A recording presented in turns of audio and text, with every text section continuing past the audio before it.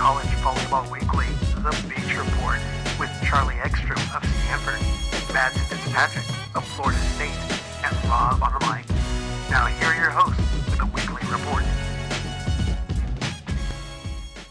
Hey everyone, and welcome to College Volleyball Weekly Beach Edition with our Coast to Coast report. We've got from the right coast representing Florida State University, Mads Fitzpatrick, and the west coast or the left coast. We got Charlie Ekstrom from Stanford University, deep into lockdown quarantine still. But hey, ladies, thanks for coming back on for our special recording of today's episode. Thank you so much for having us. So excited. Oh yeah, I know, especially with the news that came out this week. I mean, honestly, one of the most exciting things to see is the fact that a poll would even come out on Wednesday, the 27th, just because, you know, there were big question marks. Is the season to go? And that's so optimistic to see something like that to come out. So I wanted to get your responses as student athletes competing for programs who are going to be in the thick of it with this poll coming out. So we'll start with Mads.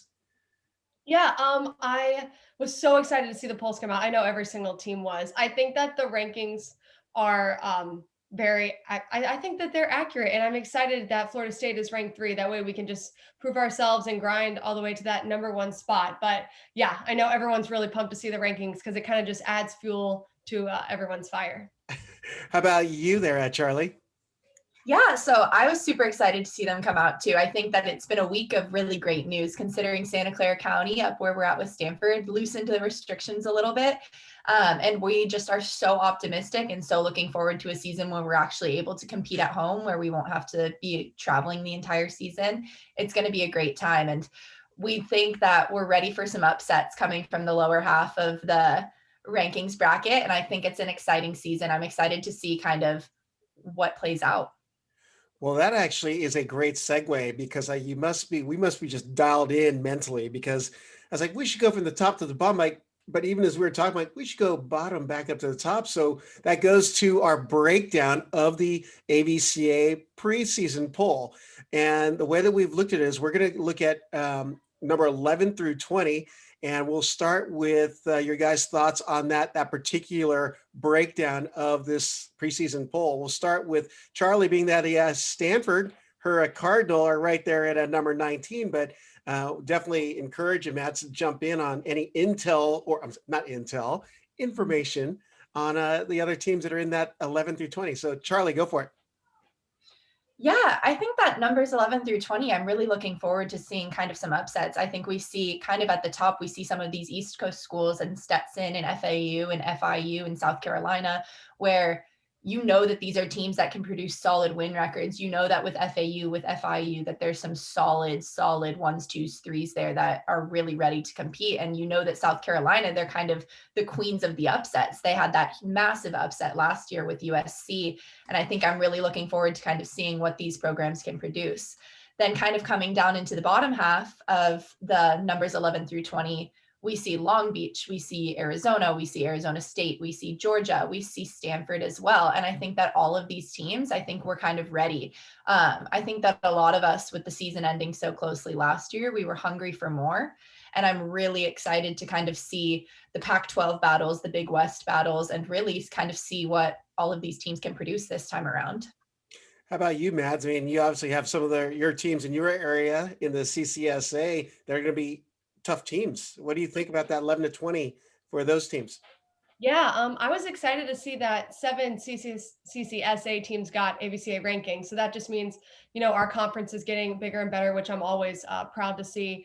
FAU with that 11-1 record last year, that's really impressive. And I know a lot of their girls, pretty much all their girls stayed. So they're going to be definitely vying for those top spots. FIU is always good. As I say, 11 to 20 are all just super strong. I'm excited to see what Stanford does. Always rooting for my girl Charlie.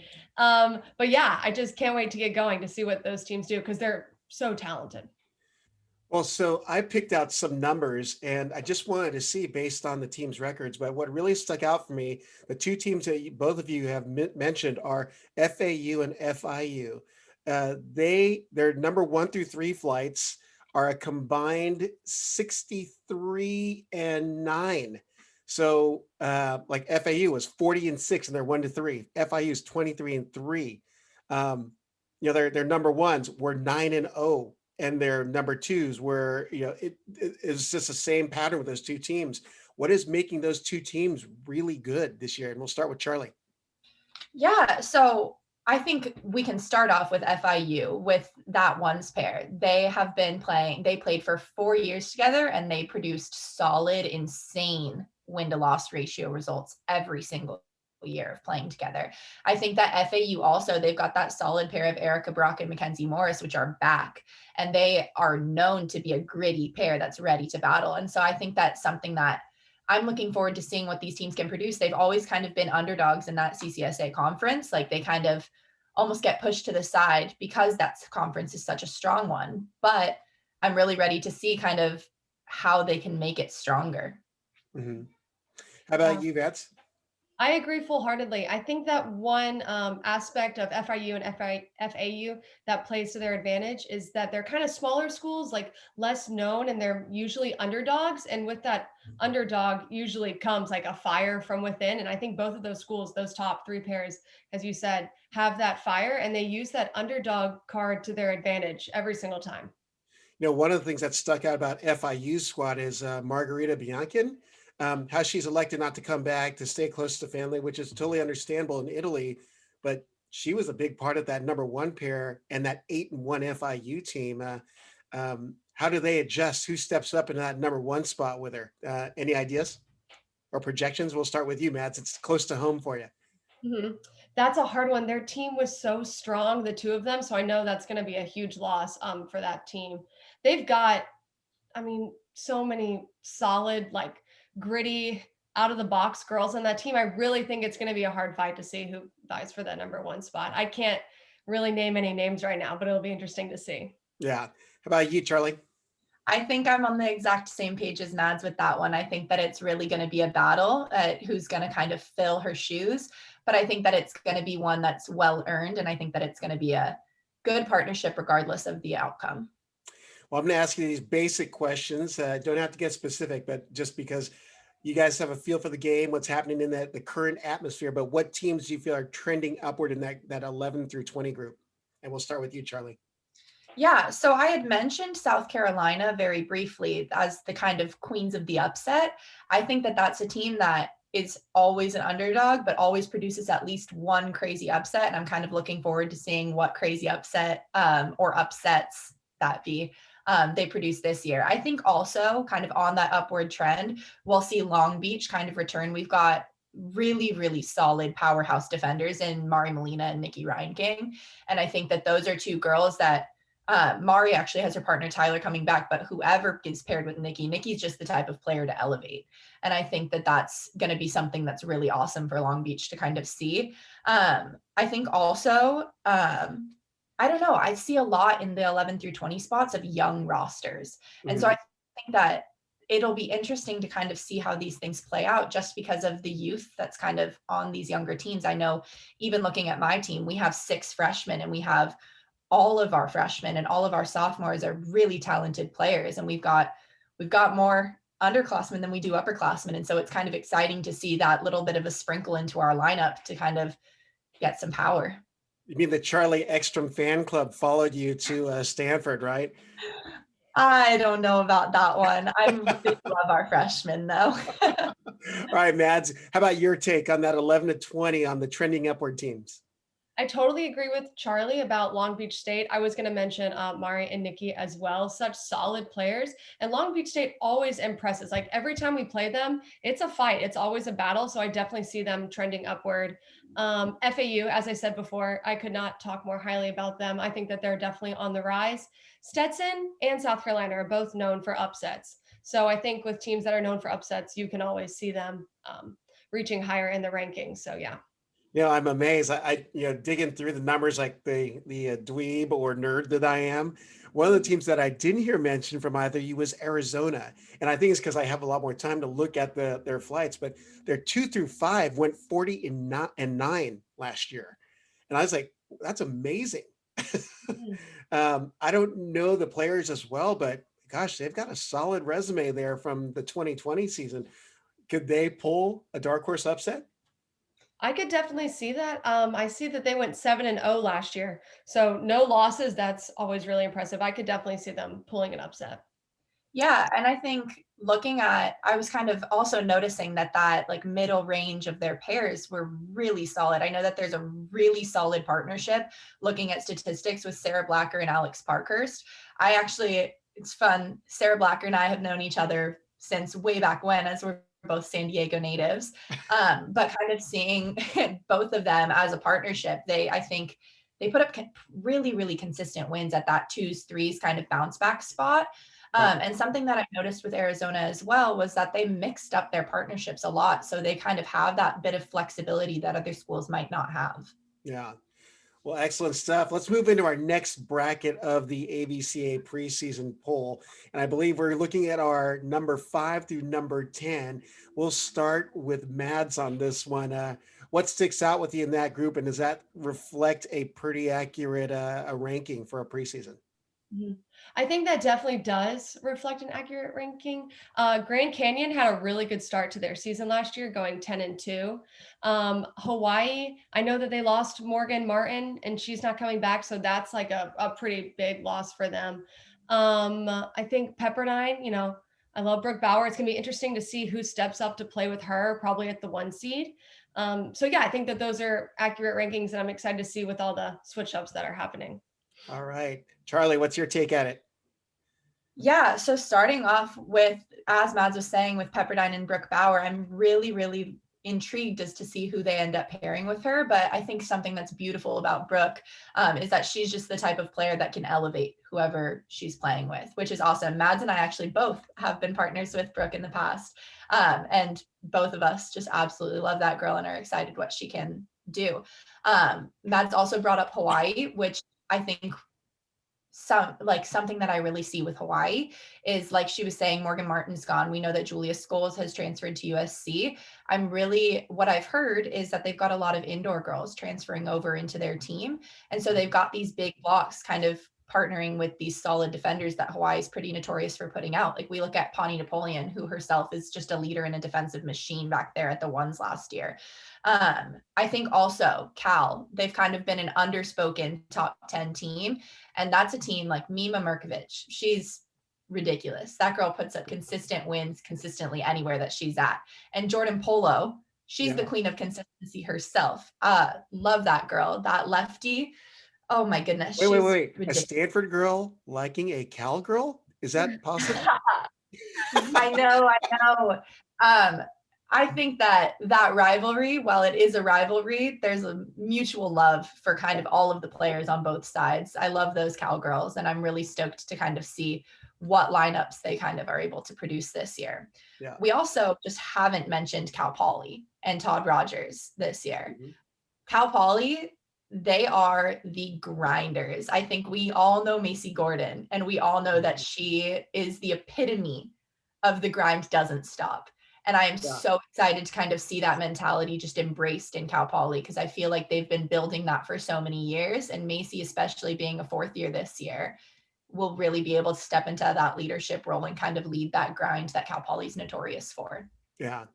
Well, some of the names that I wanted to mention just from my end, having experience with them, is Pepperdine, definitely Brooke Bauer, but they're going to be missing the services of Gigi Hernandez, one of the best Twitter handles on social media. Get Gigi with it. So love seeing her play behind Alexis Philippone, who's playing the big, but they're going to have some big shoes to fill with Gigi gone and Deanna Kraft gone, playing indoor at Wisconsin, which they're killing it right now. So but yes, definitely you mentioned Cal, Mima Merkovich, but Brooke Buckner and Jordan Polo were definitely on the radar for me as well.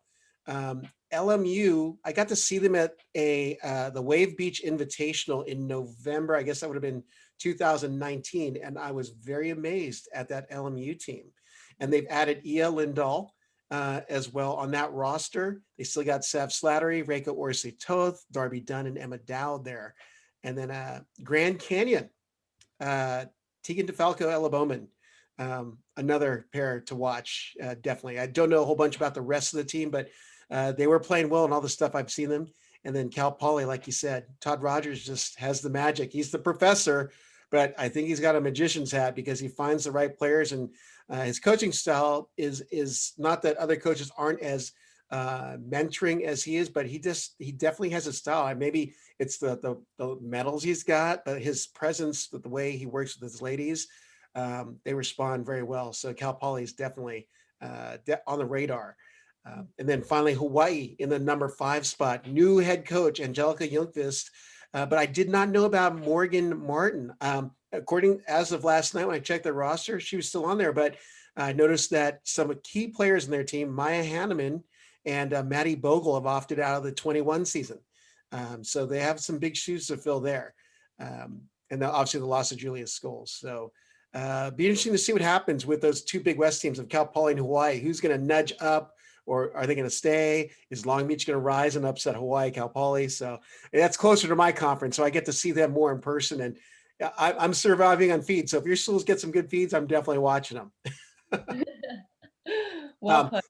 All right. This is our favorite one, because I know that I know there's a rivalry here with someone who's being represented here. But I thought it was exciting because going to the different threads on, well, I'll call it Volley Talk. There's some good discussion going on, but the top 4, and I'm going to list them out.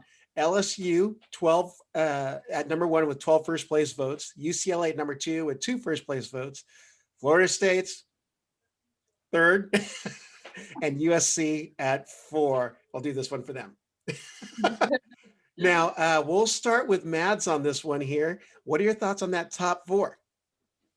I'm really excited to get in there and mess up those top 4 rankings. I know all of us at Florida State are. I think with LSU being 11-0, I mean, that was a really impressive start to their last season. They have a deep roster, and all those older girls are returning, like Taryn Cloth, Kristen Nuss, Claire, Tony Rodriguez. So all of those girls are so physical and experienced. So that's a really solid older team. They do a lot of big block, little defender defense, which is very interesting, and it works out well for them. So I'm really excited to get the chance to play them this year.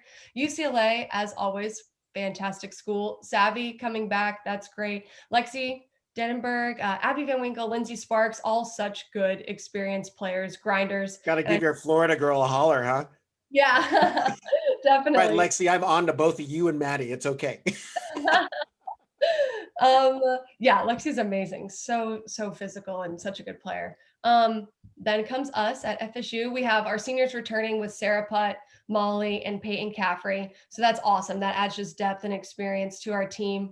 We're looking to defend that CCSA title. LSU hasn't taken it from us yet. We've got 4 in a row. So they've been fighting for it for as long as I've been here. So it's definitely going to be an interesting time when CCSAs get here.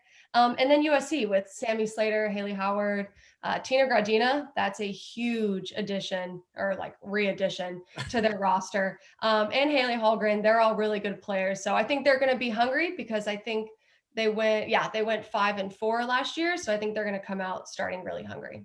Good. All right, Charlie, your coast. What do you got? All righty. I completely agree with kind of everything that Mads said there. We look at like starting out with number 1 with LSU. That lineup has gotten such a depth to it. We look at, Mads mentioned the blockers that are coming back. They also added recently the additions of Jess Shaven, who's now Jess Landsman, as well as, which is an incredible add back. They've got, I think their entire 5th year population from last year has returned for their 6th year this year. So that depth that LSU already had just got deeper. I think that LSU's got a lineup that they can actually match. They've got 2 full lineups. So let's say that the whole first lineup might get hit with a COVID outbreach. They've got a whole backup lineup that equally can win some games too. And I think that that's really exciting for them as a squad. I think that kind of leadership with a lot of upperclassmen is going to do them very well this year. I think we go down to UCLA, to the next one. They do have that strength in returners with Abby, with Savvy, with Lindsay, with Lexi. They've got I think UCLA is key. They've got a lot of talent all the way in their roster, but their kind of key is finding that chemistry. And I think that they've done that so well that everybody's talented at UCLA, but it's the chemistry that really counts in their partnerships. And I'm really looking forward to seeing what partnerships they produce this year. Going to FSU with Mads, I mean, I'm a big Mads fan. What can I say? But I think that's something that you guys had last year was that unfinished business. And I'm really excited to kind of have you guys return and see all of that unfinished business kind of finish itself. And your new additions with Tori Van Winden, with kind of having those big blockers, they make your strong lineup even stronger with those crazy good defenders that you've got. Adding with a big block, it's going to be a money kind of combination. And lastly, in our top 4 is USC. And I think that really, like Mads was saying, this top 4, I think, is going to mix up quite a bit. And I think that USC, like Mads was saying, is hungry for some wins. They've got Tina, they've got Julia, they've got Sammy, they've got Haley Harward, they've got Haley Hallgren, they've got the new faces of Meg Kraft and Delaney Maple, which are a freshman pair that we know is a ridiculously good, as we've seen them on the AVP. They've got a stacked roster and they're thirsty for some wins to come out this year. And I'm excited to see what they produce. It sounds exciting. And what's crazy is even some of the names that I've come across weren't even mentioned. Some transfers, Bo Chulo from LMU is going to USC as a grad student. So their bigs get even bigger. I don't know how they can get better at the bigs there. I mean, if anything, oh, can I play behind that big? Oh, Tina, or shall I play behind Julia? I don't know, Bo, you tell me. But they've definitely stacked up this year. And it's like, I feel like, yeah, LSU is definitely the front runner, number 1.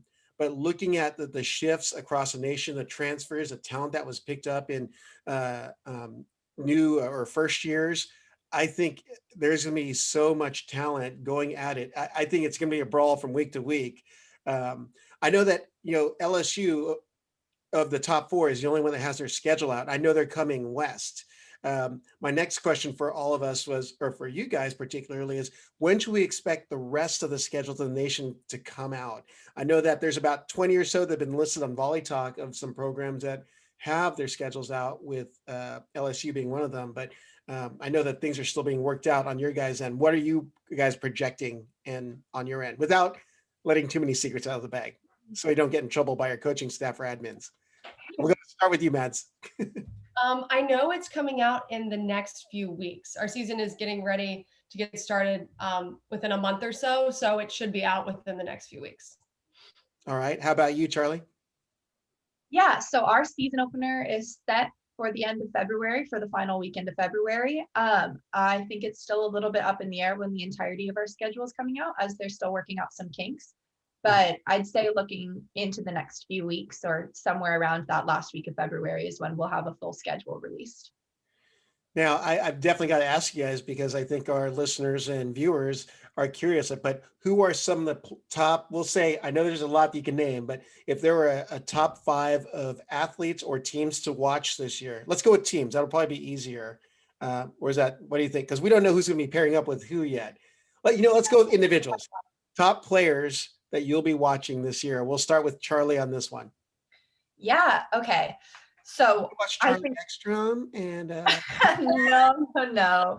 I think that one that instantly my first thought that comes to mind is Tina Graudina. I mean, she's just ridiculous, and she's so fun to watch, so fun to play against. Such a kind individual, and I think it's going to be just so fun to have her back into the Collegiate Beach volleyball scene. I think somebody. I'll go over to Mads. We'll go back and forth. So there's Tina, yours. And how about you, Mads? Okay, I'm gonna go to UCLA with Savvy Simo. She's been so good for so long, and I think with this last year of her, she's gonna really take advantage of it. All right, back to you, Charlie. And I'm gonna go back to the East Coast on this one with Kristen Nuss. I think Kristen's just a talent and a force, and I think that she's so fun to watch. All right, back to you, Mads. Going off of that, Kristen Nuss's partner this whole summer when we've been off was Taryn Clough. So I think that she's definitely a top player to look after. Well, I'm going to have to pause right there, because she had excellent success with Claire Coppola. Do you think Coach Russ is going to keep her with Taryn Clough? That is a really interesting question that I've also been wondering. Obviously, her and Claire Coppola have so much success and so much history behind them. But then, I mean, recently, how can you beat Taryn and Kristen? I don't really know. So we'll definitely see. That's a toss-up for sure. All right. How about you, Charlie? Oh my goodness, there's so many options. I think we'll go back and we'll look at UCLA, and I'm gonna say Abby Van Winkle. She's just a fun player. She's so consistent, and that block has just gotten better and better through the years. It's awesome. All right, back to you, Mats. I'm going to go to Florida State and say Molly McBain. She's quiet, but she is an absolute just lethal weapon at the net. She's incredible. And I think that sometimes she gets overlooked because she's a little bit more of a quiet player, but she is really unbeatable. So for sure, Molly McBain.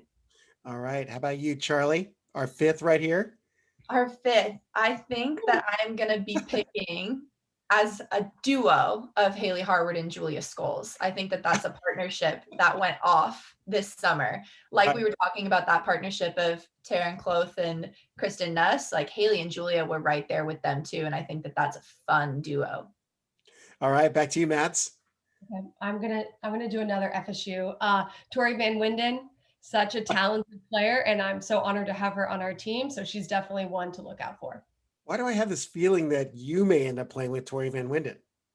I mean, that would be amazing. I've been wanting to just play defense for a very long time. So I would love to play behind a huge block. So hopefully it's going in that direction. Now, I know that we've got some pretty veteran names there, but if you could think of maybe one or two new faces to watch, and what I mean by new faces are basically freshmen or, first years. We'll start with you, Charlie. Ooh.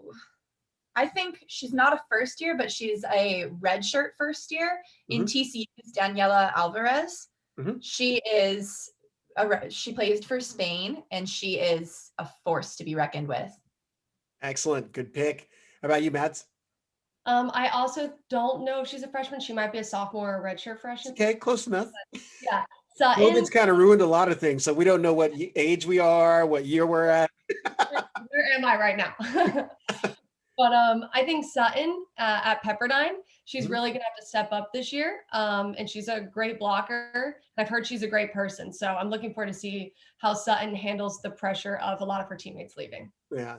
Well, I'm going to throw one in there because I've got to, because I didn't hear their names, but it's the team of Audrey and Nicole Norse, especially with this year off. I mean, they were already good going into their first year, but I mean, technically they're going back to a first year, and they've been playing together pretty consistently because they are in the same household, and they've been scrimmaging some really good teams when they've been able to play, and they've been doing some pretty phenomenal stuff. So I'm watching the Norse twins and see what damage they do. And that's got to be one of the best number threes in the nation. If you think about it, assuming they stay at the number 3 spot, I always feel like I forget that they're so much younger. Like it kind of throws me off. Like I forget that they're redshirt freshmen this year because they've been around for a while. Goodness, they are. Yeah, that's a powerful threes. And depending on where they end up, powerful wherever they end up. Yeah. Well, I'm going to ask you, Mads, because I'd come across one of your new faces, Caitlin Moon, a couple summers ago, and she's a pretty talented first year. Any chance of any other first years cracking the lineup there at Florida State? It's hard. It's such a competition every day at practice because we have 28 girls and everyone is so talented. Caitlin Moon, she's incredible. She is so tall with such long arms. She's a huge powerhouse. She can put that ball down. So I think she's definitely working her way, trying to sneak into the lineup. Raylan, another one of our freshmen, she is incredible and so wise beyond her years. So I could definitely see her sneaking into it. Raylan White. Gotcha. Well, I'm going to throw this question your way. As D1 scholar athletes, or, student athletes, hopefully scholar athletes, but then student athletes for sure. Being that we're coming out this time in history with the circumstances that we've been dealing with COVID, pandemic, how long do you think it'll take for teams to really find their rhythm competitively and mentally? And we'll start with you, Charlie, and we'll end with you, Mads. Yeah, I think that that's actually a really, really good question to bring up. I think that on the West Coast, at least, because we've had such kind of a heavier set of restrictions, a lot of teams have been unable to practice together and unable to kind of find that rhythm. So I think it might take a couple weeks into season for everybody to really kind of get going. I'm intrigued to kind of see what partnerships are produced from schools that haven't been around. And I'm really, really excited to kind of see everybody getting into the swing of things. I think that week 3 of season, it's going to be when things really kick into gear. Yeah. All right, Mads, hit the home run on this one. I might be naively optimistic, but I feel like we have been waiting for so long for this season to happen that when it starts the first game, we're just going to come out as hard as we possibly can. I'm not sure if the partnerships will be totally set by then, but I know that we are ready no matter what happens. So yeah, I just think that long wait is going to really push us into starting as strong as we can.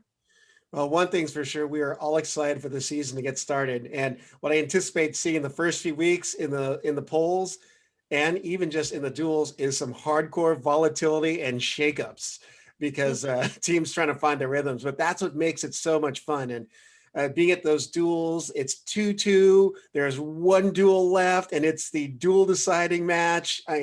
Third set tie break, and it's going beyond the cap. Oh, it's just insane. So, hey, ladies, Mads Fitzpatrick of Florida State and Charlie Ekstrom of Stanford doing our college volleyball weekly beach edition coast to coast report. Thanks for coming on to our special edition for the AVCA preseason poll. Looking forward to checking in with you ladies in a couple weeks once we start seeing more schedules and we can discuss the other hot topics. Thank you so much. Always an honor. Yes, thank you for having us. I'm so excited to keep on chatting. Hey y'all, thanks for listening to today's episode of the Viral Volley Podcast. Be sure to follow Rob at Rob on the Mic on Instagram, Twitter, and Facebook, or at robonthemic.com. Check you next time.